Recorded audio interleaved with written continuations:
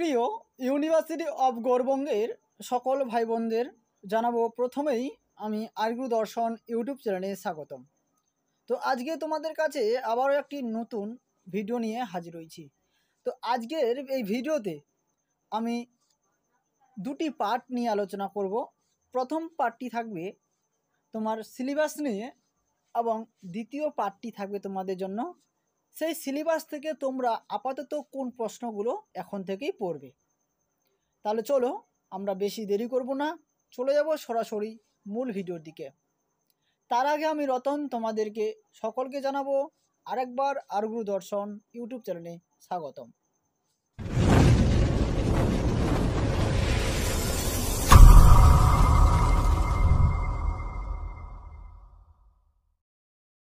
তো ফাইনালি এখন আমি মূল ভিডিওতে পৌঁছে গেছি।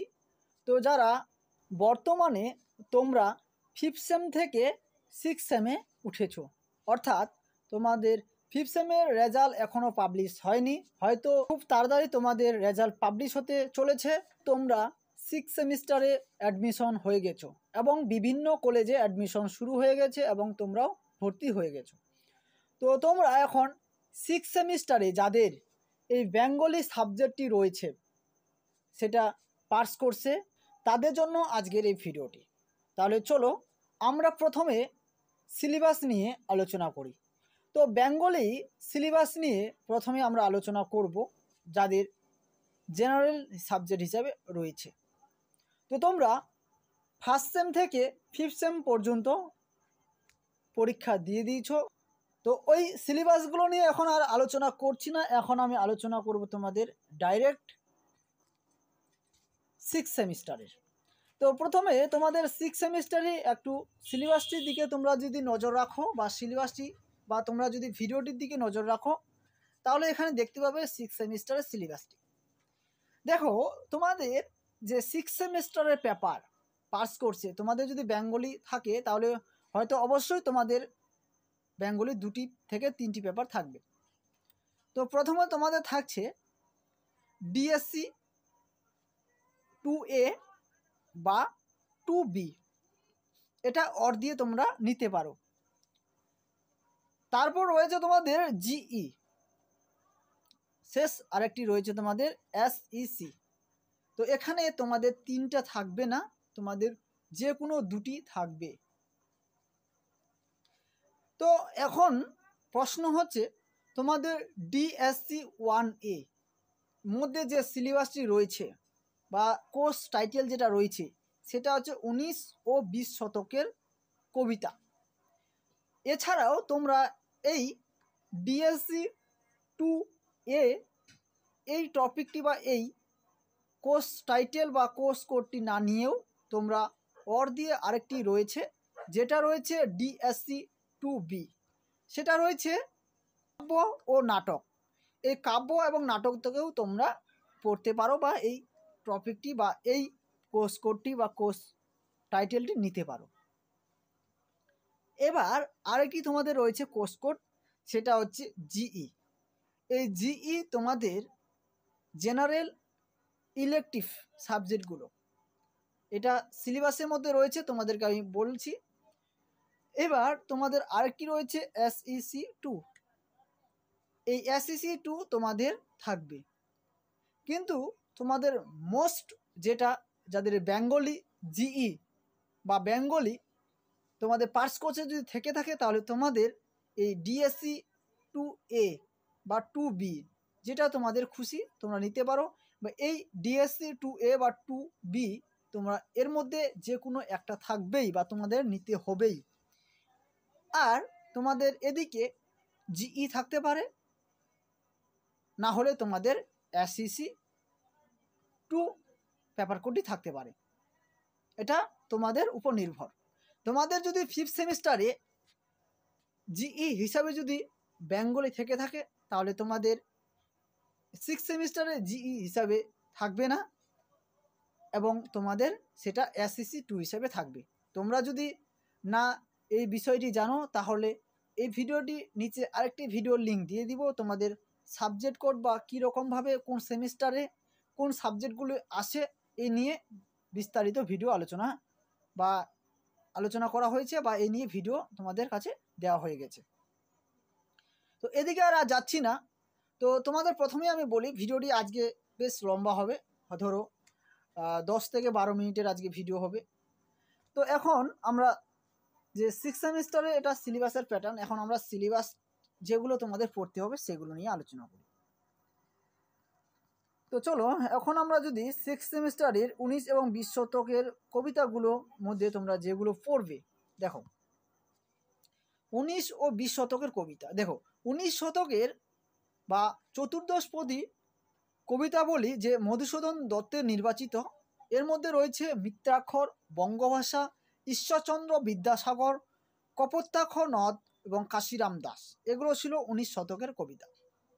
এবার 20 শতকের কবিতা তোমাদের যেগুলো রয়েছে, সমুদ্রষ্টক, যার লেখা ছিলেন সত্যেন্দ্রনাথ দত্তের, আর সুকুমার রায়ের লেখা ছিলেন 21-এর আইন, সুকান্ত ভট্টাচার্যের লেখা প্রিয় মাসু এবং বীরেন্দ্রনাথ চট্টোপাধ্যায়ের লেখা জননীর জন্মভূমি, আর সুনীল গঙ্গোপাধ্যায়ের রয়েছে শুধু কবিতার জন্য। এগুলো ছিল 20 শতকের কবিতা। তো এই কবিতাগুলো থেকে তোমরা কোন প্রশ্নগুলো পড়বে এই নিয়ে দ্বিতীয় পার্টে আমরা আলোচনা করব। আর এই ভিডিওতে আলোচনা করব, কিন্তু এটা কিন্তু দ্বিতীয় পার্টে আমাদের থাকছে। আর তোমাদের যে এই কবিতাগুলো বা এই ডিএসসি 2A পেপারটি নিতে পারো, তোমাদের একটু আগে বললাম, এবং ডিএসসি 2B এর মধ্যে যেটা রয়েছে সেটা হচ্ছে নবীনচন্দ্র সেনের কাব্য রৈবর্তক আর দিগেন্দ্রচন্দ্র বন্দ্যোপাধ্যায়ের নাটক রয়েছে বাস্তুভিটা। এই নিয়ে তোমরা বা এইগুলো নিয়েও তোমরা পড়তে পারো। তো যাই হোক, তোমাদের এখন এখানে ইচ্ছা তোমরা কোন টপিকটি বা কোন কোর্স কোডটি বা কোন কোর্স টাইটেলগুলো তোমরা পড়বে বা তোমাদের পড়তে সুবিধা হয়। আমি বলবো তোমাদের যে 19 এবং 20 শতকের কবিতা থেকে তোমরা পড়তে পারো। এবার রয়েছে এসসিসি বা জিই। এসসিসি থেকে তোমাদের যেটা রয়েছে এসসিসি 2 হিসাবে রয়েছে দক্ষতা পরীক্ষণ। এই দক্ষতা পরীক্ষণের মধ্যে রয়েছে সাহিত্য ও সংস্কৃতি বিষয়ক সেমিনার পত্র প্রস্তুতিকরণ বা উপস্থাপন। আর জিই হিসাবে তোমাদের জন্য রয়েছে, একটু উপরে গেলেই তোমরা দেখতে পাবে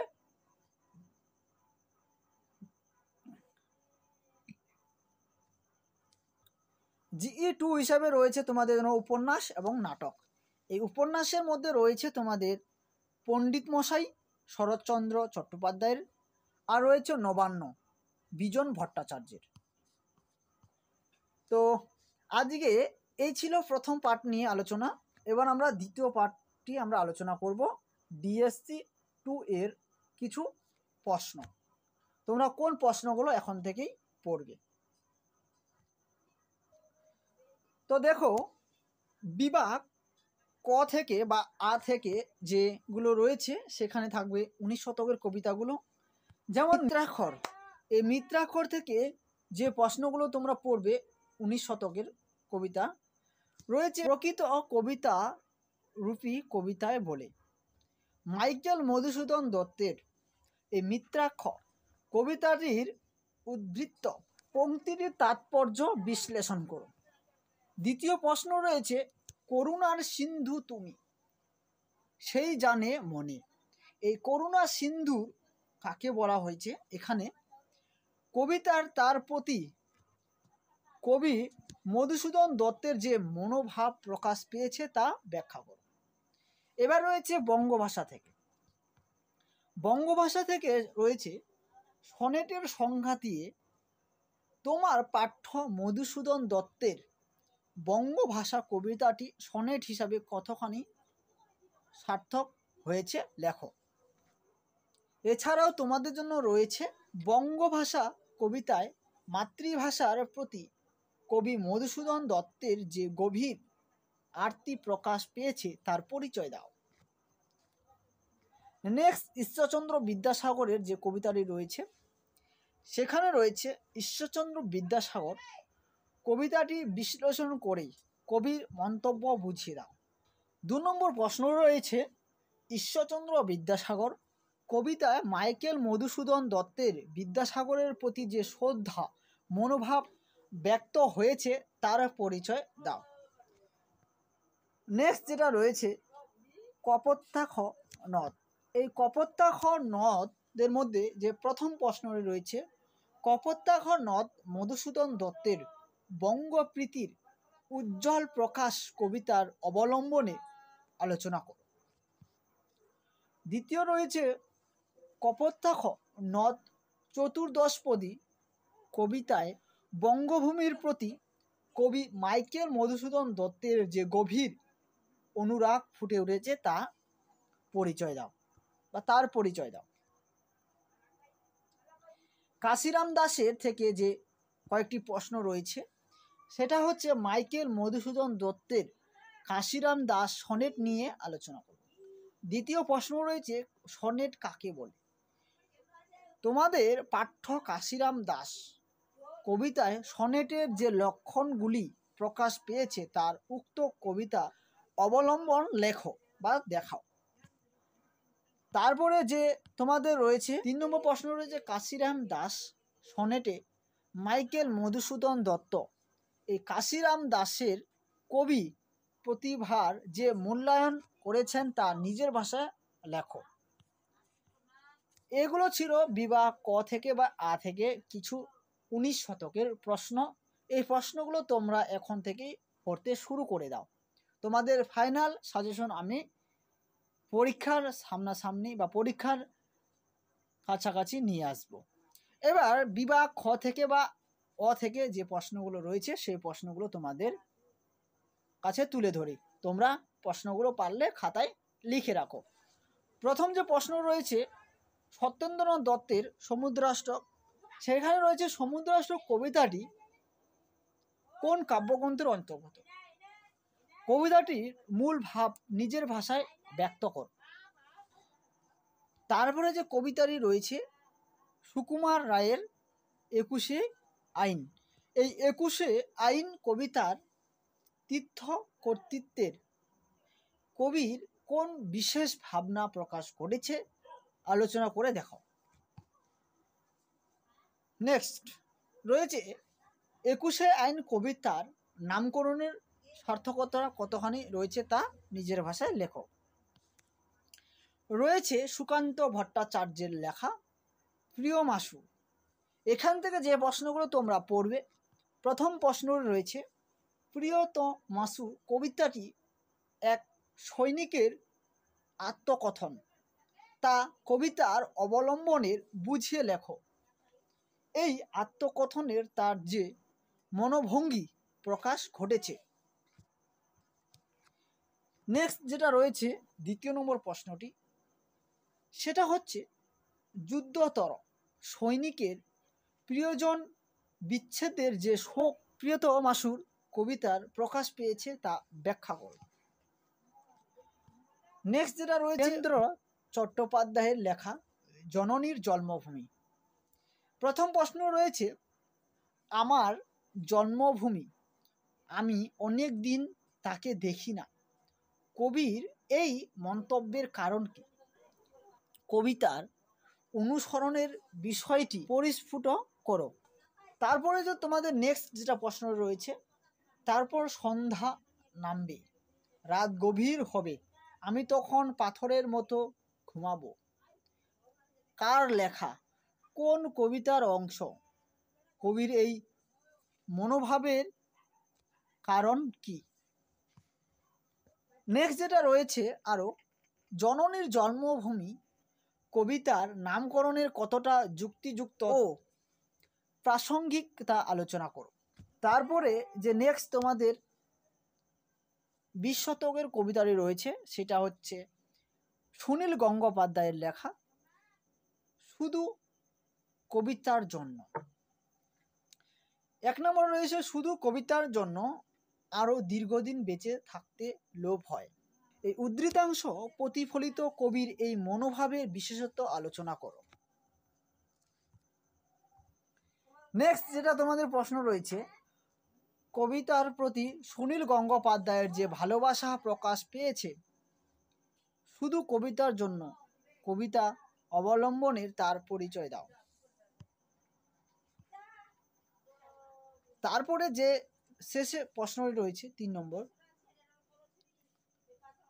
শুধু কবিতার জন্য কবিতার নামকরণের তাৎপর্য তা আলোচনা করো। তো এই ছিল তোমাদের 19 এবং 20 শতকের কবিতা। আজকের ভিডিওটি বেশ লম্বা হয়ে গেল। তোমাদের যদি ভিডিওটি ভালো লাগে অবশ্যই লাইক এবং বন্ধুদের সাথে শেয়ার করতে ভুলবে না। আর যদি চ্যানেলটি নতুন হয়ে থাকো তোমরা চ্যানেলটি অবশ্যই সাবস্ক্রাইব করে দিও।